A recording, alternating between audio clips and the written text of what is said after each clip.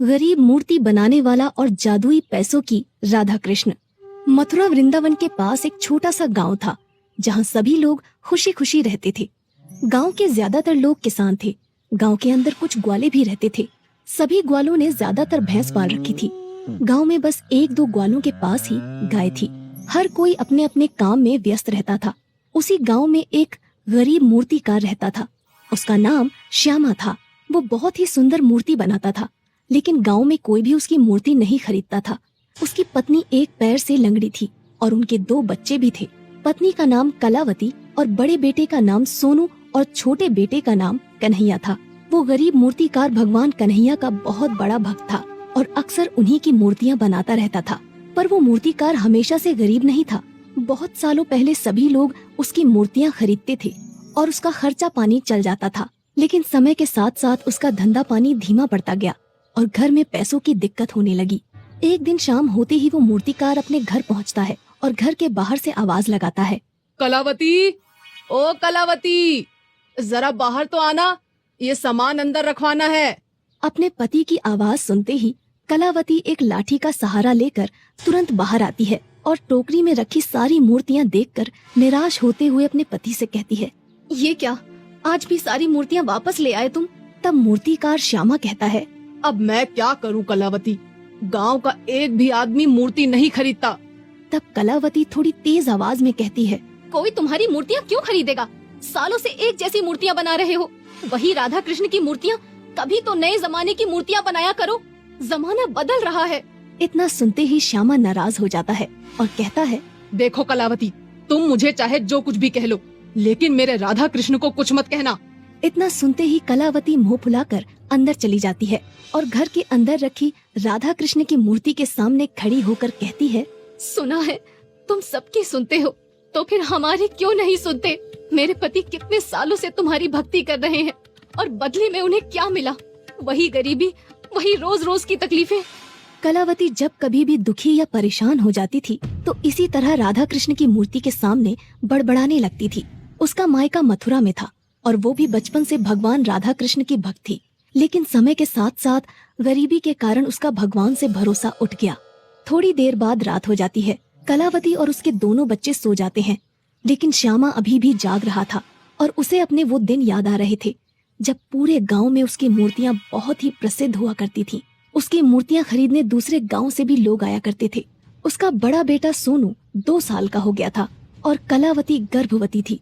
अचानक एक रात कलावती के पेट में तेज दर्द होता है और वो चिल्लाने लगती है।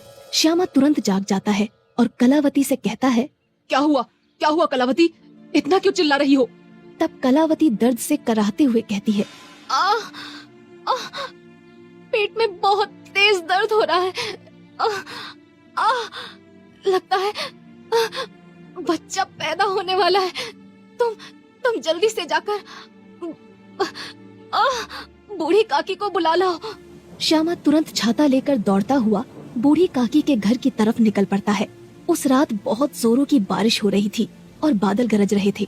जैसे तैसे करके श्यामा बूढ़ी काकी के घर पहुंच जाता है और दरवाजे पर लगी कुंडी खड़काने लगता है। काकी, ओ काकी, अरे जल्दी दरवाजा खोलो, कलावती के पेट में बहुत तेज दर्द हो रहा है। इतना सुनते ही बूढ़ी काकी तुरंत दरवाजा खोलती हैं और इसके बाद बूढ़ी काकी श्यामा के साथ उसके घर की तरफ निकल पड़ती हैं। बूढ़ी काकी पूरी रात कलावती की देखभाल करती हैं और उसी रात कलावती एक लड़के को जन्म देती है। श्यामा अपने दूसरे बेटे का नाम कन्हैया रखता है क्योंकि उसे भगवान कन्हैया पर बहुत विश्वास था। धीरे धीरे समय बीतता गया और उसके दोनों बेटे बड़े होने लगे, लेकिन मूर्ति बेचने का धंधा धीमा पड़ता गया और कुछ सालों बाद घर में गरीबी ने दस्तक दे दी। इतना सोचते हुए श्यामा को नींद आ जाती है। अगली सुबह होते ही श्यामा तैयार होकर अपनी मूर्तियों की टोकरी उठाता है और मूर्तियां बेचने बाजार की तरफ निकल जाता है। मूर्तियां ले लो, मूर्तियां, सुंदर सुंदर मूर्तियां, भगवान राधा कृष्ण की मूर्तियां ले लो। रास्ते में एक ग्वाला श्याम से कहता है, अरे ओ श्यामा भैया, कुछ दिनों बाद जन्माष्टमी आने वाली है और इस बार मैं जन्माष्टमी पर एक बहुत बड़ी पूजा करने वाला हूँ और मुझे राधा कृष्ण की कुछ अच्छी अच्छी मूर्तियाँ खरीदनी है। तब श्यामा कहता है, अरे बिल्कुल दूध वाले भैया, वैसे तो मैंने बहुत सारी राधा कृष्ण की मूर्तियाँ बना रखी हैं, लेकिन मैं आपके लिए बहुत सुंदर सुंदर मूर्तियाँ बना दूंगा। इसके बाद श्यामा बाजार में पहुंच जाता है थोड़ी देर में उसकी 3-4 मूर्तियां बिक जाती हैं और वो कन्हैया का शुक्रिया करते हुए कहता है, मुझे अपने कान्हा पर पूरा भरोसा है, वो कभी मुझे भूखा नहीं सोने देगा। शाम होते ही श्यामा वापस अपने घर आ जाता है और खुशी से अपनी पत्नी कलावती से कहता है, मैंने कहा था ना कि कृष्ण कन्हैया हमें कभी भूखा नहीं सुलाएगा। आज 3-4 मूर्तियां भी बिक गईं और एक ग्वाले ने कुछ नई मूर्तियां बनाने के लिए कहा है। लगता है हमारी गरीबी के दिन जाने वाले हैं। तब कलावती प्रसन्न होकर कहती है, इतना खुश होने की कोई जरूरत नहीं है, जाकर हाथ मुंह धो लो, मैंने खाना लगा दिया है। इतना सुनकर श्यामा मन ही मन मुस्कुराने लगता है। वो जानता था कि उसकी पत्नी कलावती उससे बहुत प्यार करती है। अगले दिन से श्यामा राधा कृष्ण की नई मूर्तियां बनाने में जुट जाता है और अपने बड़े बेटे सोनू से कहता है, बेटा, जन्माष्टमी आने वाली है, इसलिए मैं नई नई मूर्तियां बनाने में व्यस्त हूँ। तुम बाजार जाकर ये मूर्तियां बेच आओ, इससे कुछ पैसे मिल जाएंगे। सोनू मूर्तियों वाली टोकरी अपने सिर पर उठाता है और बाजार की तरफ निकल पड़ता है। श्यामा आज बहुत खुश था और वो पूरे दिन केवल राधा कृष्ण की एक मूर्ति बनाने में गुजार देता है। श्यामा मूर्ति बनाने के बाद उसे घर के आंगन में रख देता है। अगली सुबह जब सभी लोग घर के आंगन में देखते हैं तो राधा कृष्ण की मूर्ति के पास बहुत सारे पैसे रखे हुए थे। राधा कृष्ण की मूर्ति के पास इतने सारे पैसे देखकर कलावती हैरान रह जाती है और श्यामा से कहती है, मुझे लगता है इस मूर्ति में कोई काला जादू है, आप जल्दी से उठाकर इसे बाहर फेंक दो।